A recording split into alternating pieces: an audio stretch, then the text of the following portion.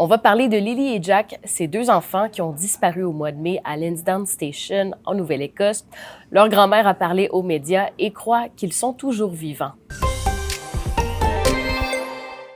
Jenny Mackenzie, c'est la mère du beau-père des deux enfants qui avaient 6 ans et 4 ans au moment de leur disparition. Elle dit que le matin du 2 mai dernier, elle était dans sa caravane et elle entendait les enfants jouer dehors.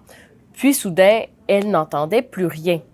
Malgré des recherches intensives pendant plusieurs jours, les services de secours n'ont trouvé que 2 traces de pas ainsi qu'un morceau de couverture.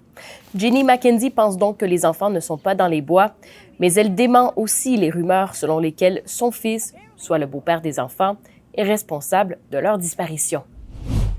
Et le premier ministre de la Nouvelle-Écosse donne un ultimatum au conseil municipal d'Halifax, soit revenir sur sa décision d'aménager une piste cyclable sur la rue Morris, soit subir une intervention de la province.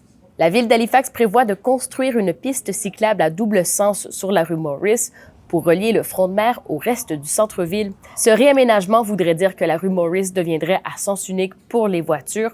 Le premier ministre Tim Houston craint que cela gêne les activités du port d'Halifax ainsi que le passage des véhicules de secours. Il donne au conseil municipal jusqu'au 6 août pour revenir sur sa décision. Et voilà, c'était votre vidéo-journal, le dernier de la semaine. On se retrouve lundi.